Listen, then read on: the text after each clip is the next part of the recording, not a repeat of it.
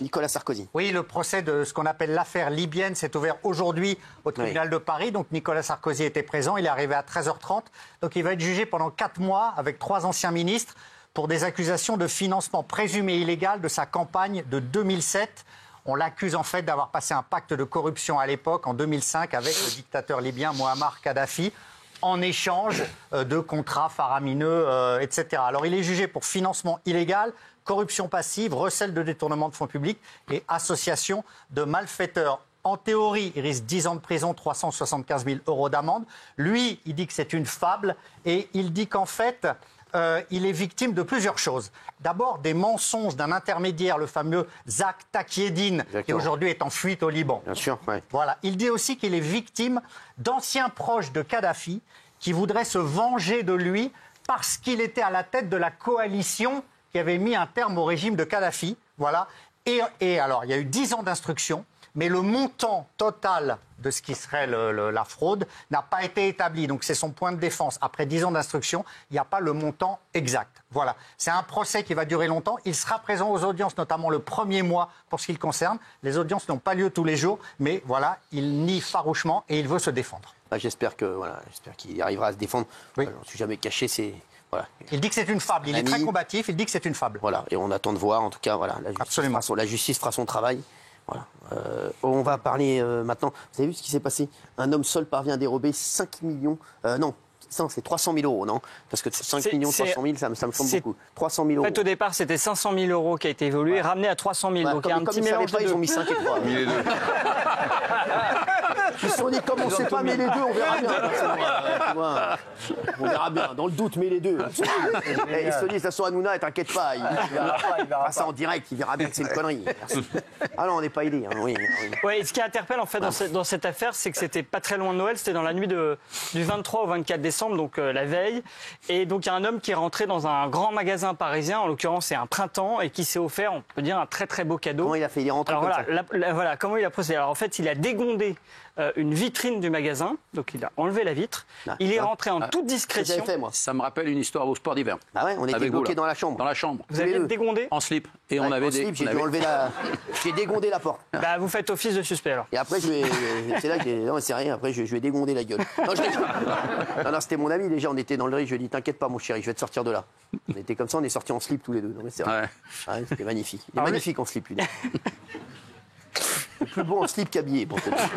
Oui, alors donc, oui, qu'est-ce qu'il a fait, le gars? Non, mais du coup, il a dégondé la vitre et il est rentré très discrètement, puisqu'il n'y a eu aucun déclenchement d'alarme. Donc, ce qui veut dire qu'a priori, il était bien préparé, il connaissait bien les lieux.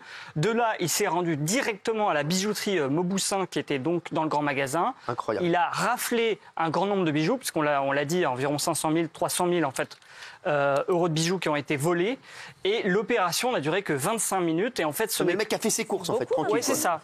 Il a fait ses courses de manière très ciblée. Il a pris ce qui avait le plus de valeur. Et ce qui est dingue, c'est seulement le lendemain matin qu'un vigile, en fait, a vu qu'il y a eu un vol. Donc, le voleur a eu le temps de partir et de très loin.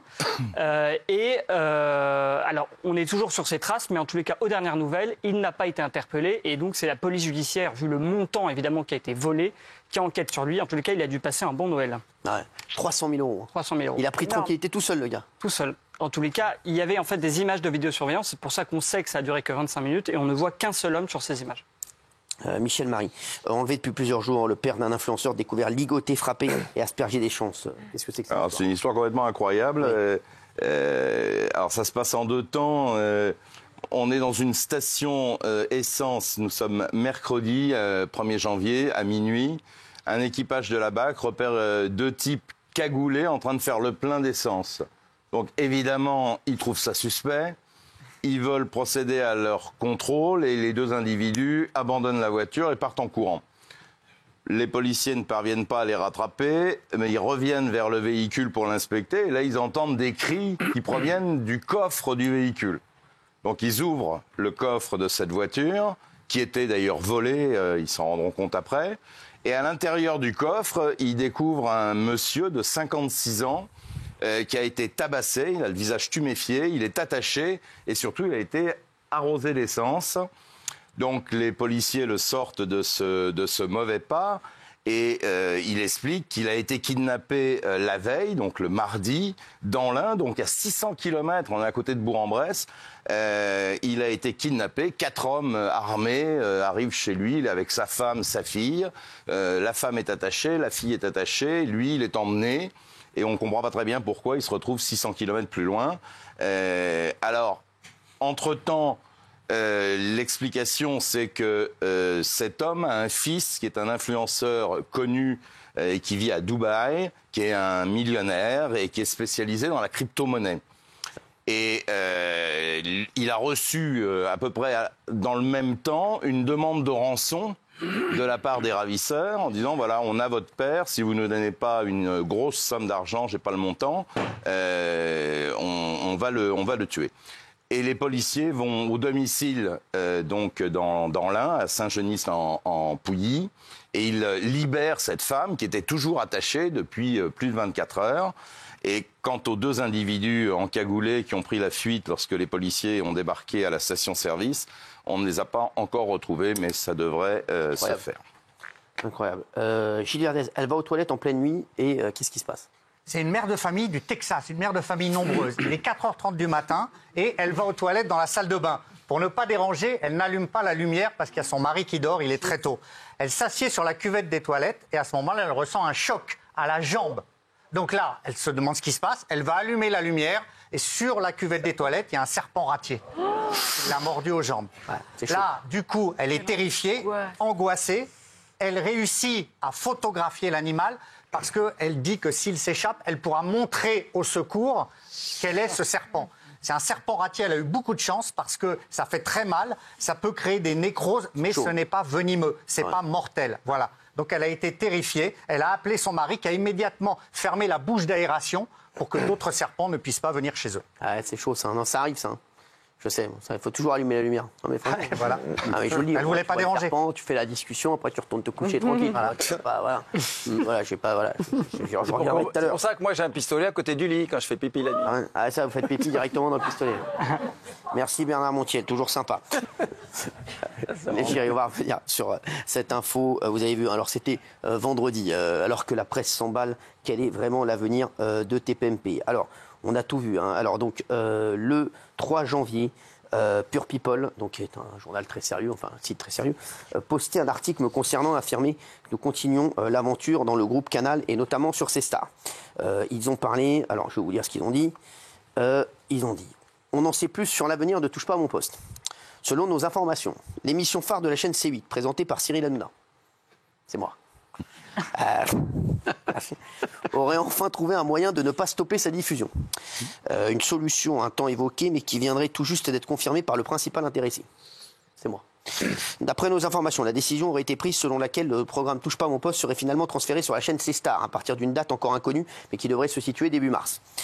En effet, dans les jours qui suivront la fin d'émission de C8 le 25 février, d'ailleurs c'est le 27 février, le groupe Canal+, qui confirme par la même occasion son partenariat avec Cyril Hanouna, etc., il devrait faire également son arrivée sur Europe 2, le matin entre 7h et 10h.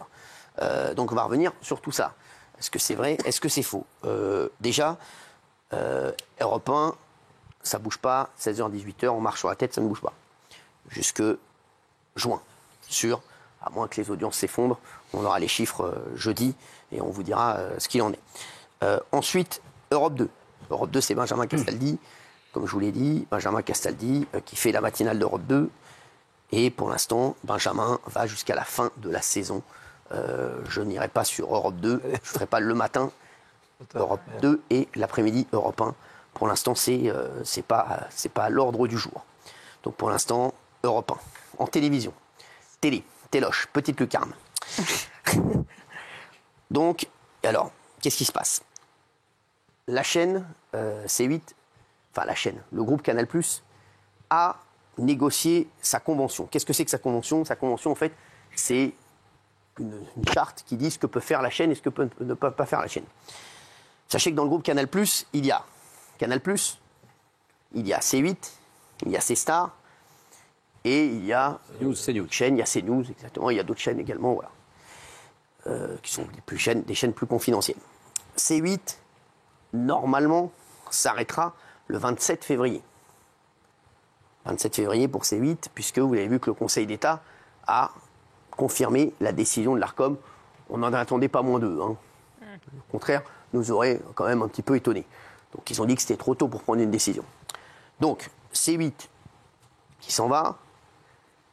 On voulait savoir si C-Star, il était possible dans la convention de C-Star de faire un talk show de type TPMP entre 18h et 21h30.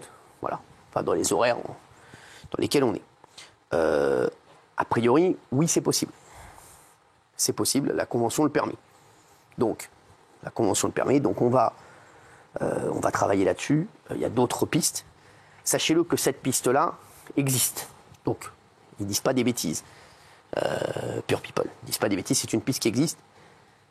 Donc voilà, donc on est en train d'étudier cette piste-là. C'est une piste qui est sérieuse, on ne va pas se mentir.